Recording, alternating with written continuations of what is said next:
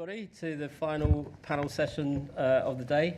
As Justin says, my name is Dominic de Turville. I'm a producer and also consultant in branded entertainment and branded partnerships. As before, there's a QR code. Do feel free to share questions, and we'll get to some of those as well. We've got about 25 minutes to explore branded social content with the panel with me. I think, as we know, it's a sort of continuing trend for brands to be diverting more of their marketing spend into content creation. There's an increasing number of ways to do that successfully, whether that's TV, whether that's through audio networks, websites. But I think one of the areas that has seen the most growth is actually social content video. And that's what we're going to explore today. I have a fantastic panel with me that are going to dig into that subject. So just to introduce them in slightly different order to what you see on the screen above you. To my left is Luke Vernon. He is an influencer, creator, also an actor with credits including The Crown on Netflix. But as a creator, he's built a huge audience in a relatively short space of time with sort of 2.4 million followers on TikTok and lots and millions of followers on your other channels as well. Next to Luke is Chloe McCulloch. Chloe is a YouTube specialist. She's currently managing JD Sports content creators and ambassadors and leading their YouTube channel as well. It's been hugely successful in terms of growing JD Sports as an entertainment destination in its own right. And then at the far end is Joe Churchill, who is the digital commissioning editor for Channel 4 and has overseen the growth of the social branded content proposition there, working with lots and lots and lots of brands. So fantastic panel that we have to dig into this as well. And interestingly, this is a panel that I think represent a number of the different routes in that brands have in terms of creating, producing and distributing content, whether that's working with creators and using their channels, or established media brands and publishers and using their social channels as well, or indeed actually creating content themselves and putting it on their own channels. And I think that's kind of really where I wanted to start with Chloe, because what JD Sport has done is quite incredible. The content that they create for social is all published on their own channel. They've managed to amass huge audiences with really fascinating formats developed specifically for their core audiences. So it's a trend that we're seeing kind of more and more with brands. There are other brands that are doing it as well. And it might seem like an odd question, but I guess really sort of the first question is why? What's the sort of motivation behind creating your own channel and as a destination for what I think many people might have viewed as a retailer of sportswear and apparel? Yeah, I think first and foremost, talent. I joined JD to look after ambassadors, and our ambassador is Chunks, who is a YouTuber. So we had a conversation about 2 years ago where we've had a YouTube channel for 10 years. You probably didn't hear about it before that because it wasn't the best. And we thought, we've got access to this incredibly influential pool of talent. Do we do something with them or do we not?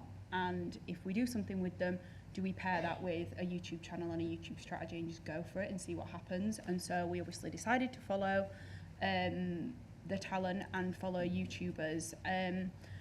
And actually what we've seen is, year one was trial and error, a lot of wins and a lot of successes, but also a lot of learnings. And off the back of it, we're into year 2 now, going into year 3, and we're building an incredibly engaged audience and community. JD is a brand that's been around for years.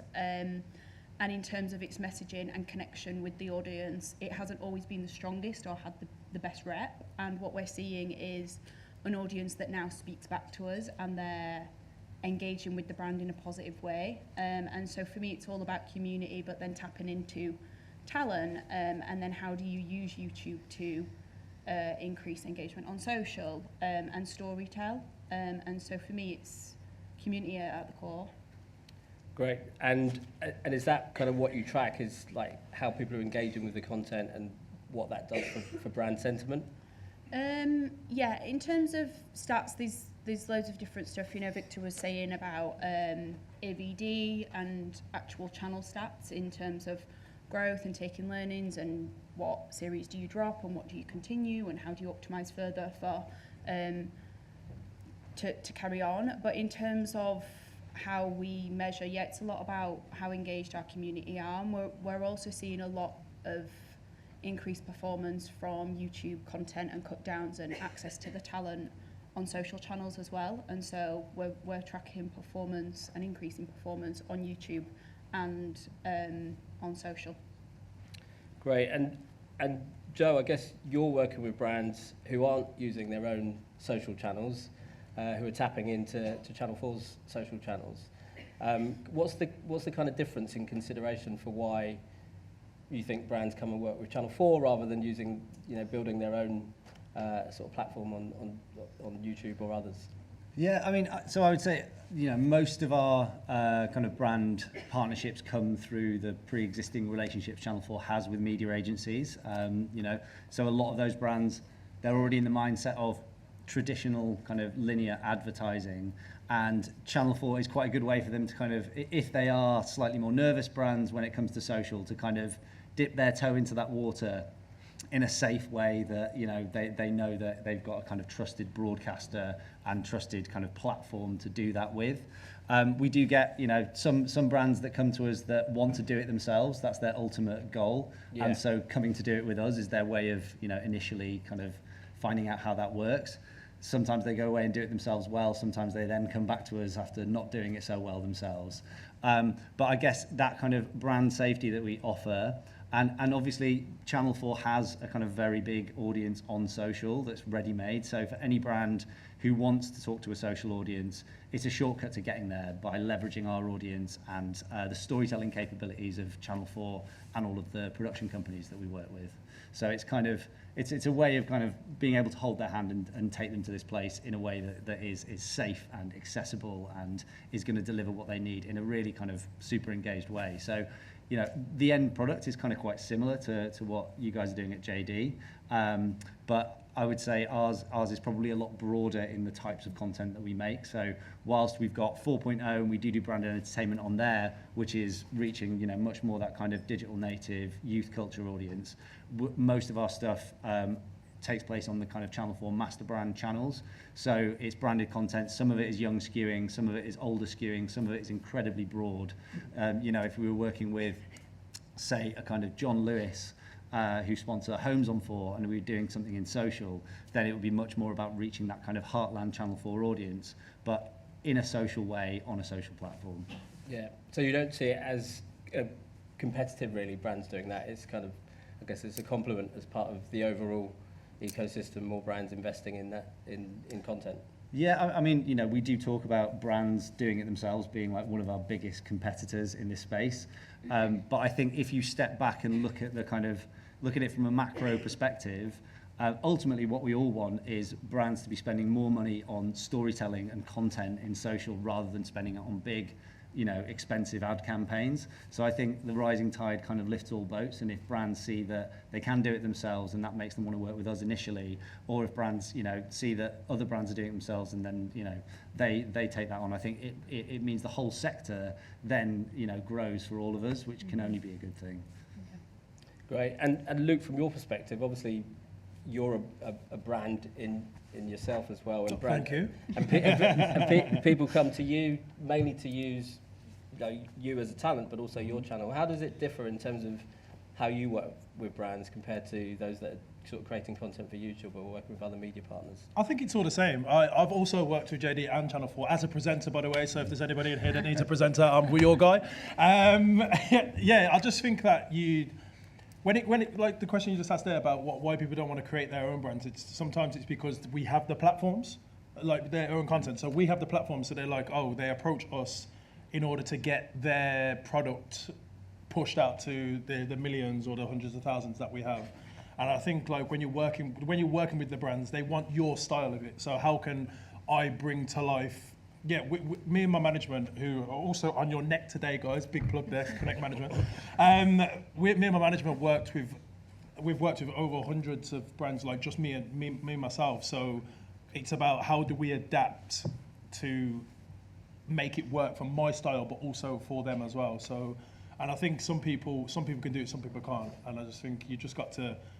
My thing is for everyone just to. I don't know if there's any creators in here or people that want to create, but my thing is just go for it. I just don't understand why you're just going to sit there and just not think about doing it. I'm just all about just get the ball rolling and try it, because otherwise you're never going to know.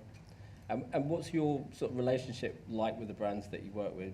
Do you find that they're trying to sort of pull you into a direction that isn't sort of true to what you do? How do you deal with that? When They can try. They can try. And it just depends, isn't it? Like, I think I have a great relationship with the brands. I've worked multiple times with JD now. I've worked a few times with Channel 4. I think it's just about the effort that you give in. I'll give you guys an example. Can everyone just raise their hand, please? Everyone raise their hand. And now just raise it higher. Why didn't you raise it to 100% the first time? And that's the thing. Like, I feel like when I go into the jobs with the work that I do, I have to give 110%, just because I want to do more work with them. Yeah. And essentially, obviously, if I dislike that brand, I would be putting my hand up like this. But like 99.9% of the time, I'm going full out. We record extra amount of stuff. We offer the brand additional things. Even when I'm there, like, there's creators that are just up their own backsides, and it's just like, make yourself a drink. Why are you making people like? I don't know. Just be human. Be human, man. And I'm a human. It's a great philosophy about doing more and investing in those relationships. Can I add to that from a brand point of view? I think, like, I work with creators a lot, and I'm really fortunate with the level and the credibility of creators that I work with. My biggest asset is them, and so if I'm working with them, it's crazy of me to tell them to come on a YouTube shoot and tell them what to do. Like, they've all built careers. Luke's built a career on TikTok. So why, as a brand, am I going to go to him and tell him what to do on TikTok? I can tell him the objective and I can tell him the messaging. But he's a TikToker and I'm not. And so you lose the authenticity. So many brands get it wrong because, my background's in influencer marketing, by the way, so I can speak to this.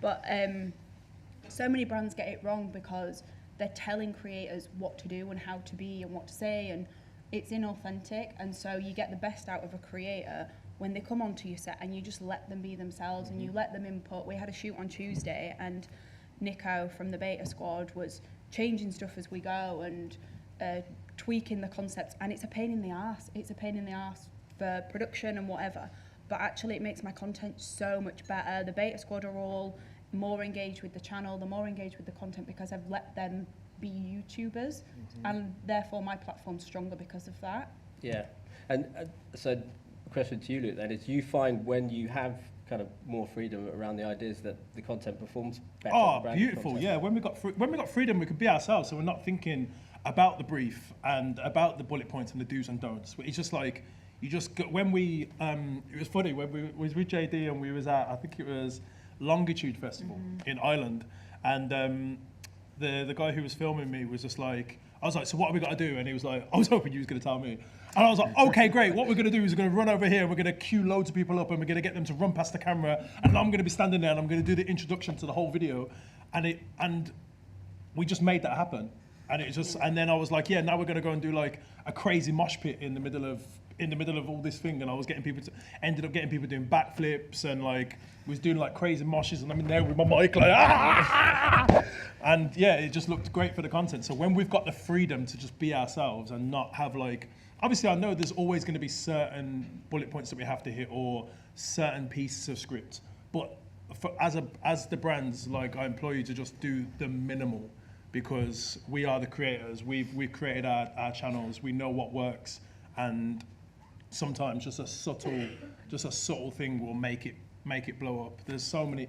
You've seen it all the time. Like the biggest adverts out there sometimes are not saying buy this product. It's just so subtle that makes you then think about it either consciously or subconsciously. Yeah, and is that the same for you, Joe? How important is talent? Obviously, as Channel 4, you've got formats that you can tap into. You've got IP that you can tap into with some of the sort of the social branded content that you make. How important is talent versus kind of your established kind of IP? Yeah, I mean, it's massively important for the content that we make with brands. What we always try and do is avoid kind of building formats when we're talking to brands about partnerships, building them around a specific talent. We tend to go format first, but with like a few people in mind that we think will be great for it. Only because we know that, once you get to sign off, the first thing the brand says is like, great, but we can't work with this person because they've worked with this competitor brand. And they can be quite kind of fickle about that stuff. So we tend to kind of sell in on the format, but with the expectation that we are going to bring some brilliant talent to the party.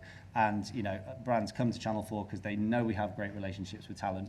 I guess our job in social brand events is to try and walk that tightrope between the expectations of us as a linear broadcaster and seeing us as like, you're the place where there's all of these kind of linear talent and comedians on Casters Countdown and things like that. And us as, social commissioners at making social content. So what we often like to do is try and create a bit of an ecosystem in each show where you might have some more kind of established linear talent combined with some like social first YouTube creator talent so that you're kind of hitting both audiences and so that it feels distinctly like Channel 4 content but is really anchored in the digital world. And that's always kind of a bit of a process, working through that with the production company and with the brand. But when you get that kind of chemistry right, it really it performs really well because our audiences on social know us as Channel 4, but they're still social audiences first and foremost. Yeah, you mentioned kind of the part about working with production companies, and that's the next thing I kind of wanted to ask you about was, obviously there's been a number of sessions today talking about kind of commissioning. There's a lot of production companies here that are social first. There's also a lot of production companies here that are probably come from a sort of TV heritage who are pivoting into this space. This right here is my uploaded TikTok alarm. This keeps me. This is the thing that keeps me on job. Alarms, guys. That's another tip of advice. Yeah, set alarms. Well, maybe think to turn them off when you're doing a talk. Yeah, exactly. I will blame the people here. This is running late. I should have been done by now and uploaded my TikTok. Blaming Justin. No, I was going to ask you actually, it's an area that kind of more traditional production companies and more new companies are coming into as well. And I think there's still a lack of understanding in some places as to how to make social first content. Do you see in the sort of the ideas that are pitched to you, do you see sort of commonalities behind things that make good social content and those that are actually kind of just missing the mark because they're coming from the wrong sensibility? Joe, starting with you. Yeah, I mean, everything Victor was saying earlier on that earlier panel about thumbnails and the packaging is like, bang on. Just totally agree with all of that stuff.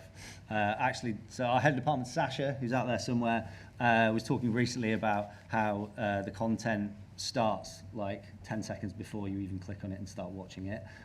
And the more you think about your pitches as like, it's not when the content starts, it's way before that. So like, how are you kind of front loading your packaging and making that a key part of the format? I mean, I think in social branded events particularly, we're always kind of walking a little bit of a tightrope because we need to make sure that it is, doing the job for the brand and answering the brief, whatever that idea is. Also that it feels like it's Channel 4 editorial at its heart. And that, if Ian Katz sees it, he's going to see it as something that he's proud to have on our channels and not something we've just sold our space to make.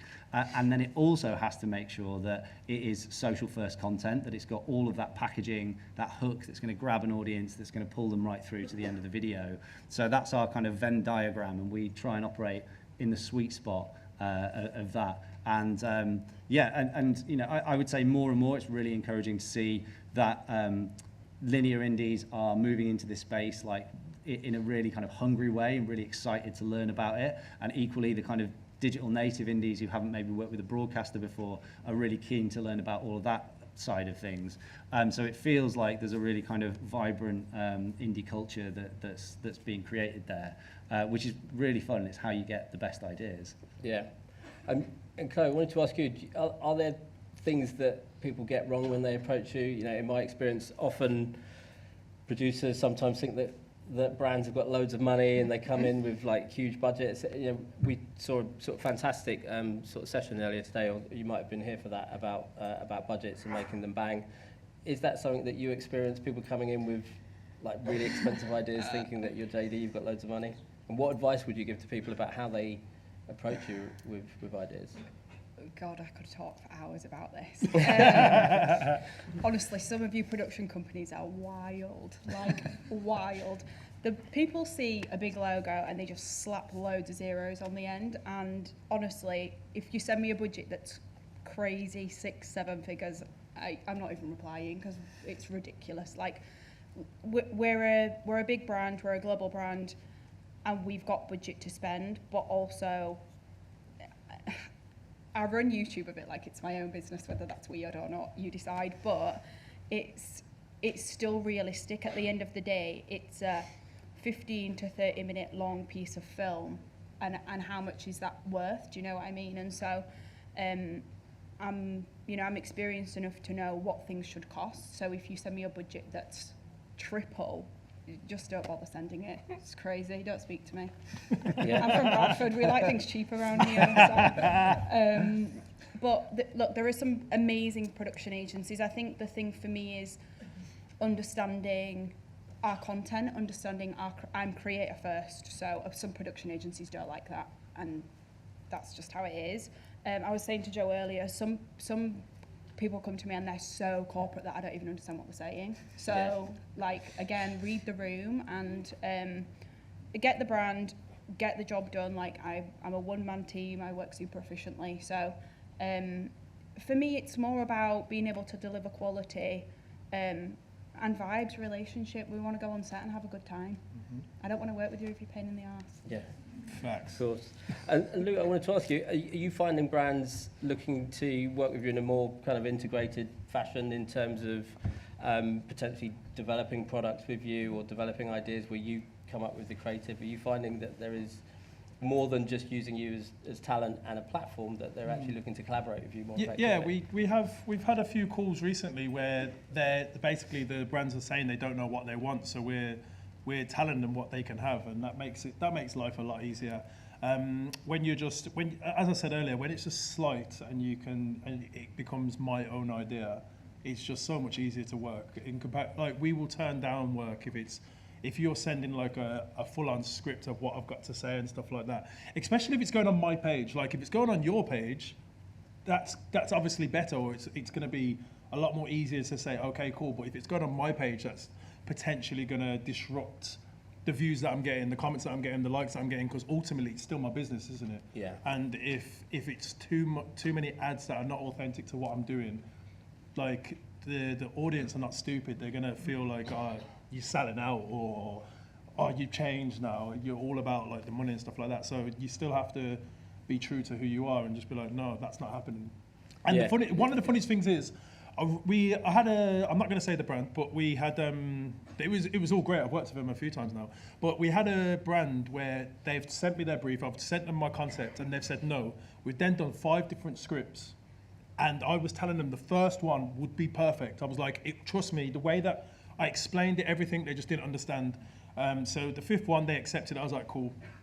Me being me, Lapse of Daisy Luke, accidentally sent my cameraman the first script.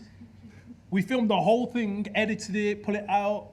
Oh my God, amazing, great, blah, blah, blah, blah, blah. So in my head, I'm just like, you should have listened the first time. Yeah. Like, you just made me stress writing like 4 more concepts. And it's just like, that's what I mean about trusting the creator. If you want that creator, then trust them. If I'm gonna sit here and do something, I don't know, something I've never done before, like makeup and something that's definitely not for me, or some like nailsy stuff, I can do it because I do street interviews, and I'd make a way of doing it, and I'd go to the streets and get people to do it. Yeah. Like, I'd be like, yeah, put these nails on, or like, let's bang some makeup on you right now in the streets. I'd make it work. But if you wanted to do it on me, it's just, what's the point? Don't get me, get somebody else. Like, yeah, it's about choosing the right people. Don't force the concept on the creator. Like, let the creator either create it for you, or just pick someone new. Yeah. Well, we're pretty much out of time. I'm not sure why some of the questions weren't coming through, but obviously if you see anyone from the panel and you want to ask any questions, do so. Just to wrap up, I just wanted to ask, do you think that there's anything trend-wise that you expect to see in terms of how brands are working with social content sort of moving forward? Or what do you think is next for brands and social? I think there's a trend that's currently happening at the moment. I think a lot of brands are using multiple multiple creators as one thing, and I think that's going to be a huge thing soon. I think they're going to keep doing things where it's not just 2 or 3 creators, it's going to be 5, 10, 15 or 20 people all doing like the same event or Yeah. the same project. Okay. Joe? Probably more brands doing it for themselves, to be honest. Yeah, that's what we need to see as well. I think Yeah, we're for probably sure. going to see a lot of that, which means I've got my work cut out for me. Yeah. And what about you, Kay? I agree. I think more brands doing it for themselves. How I work anyway is tapping into creators to speak to their audiences as well as mine, and coming together more so than what we've just been talking about. Briefing an influencer, you go and do your thing and give me it back. Like, how do brands collaborate more with fewer creators, I think. Great. Thank you very much. Thank It's you. been really informative. Thanks, everybody. Thanks very much.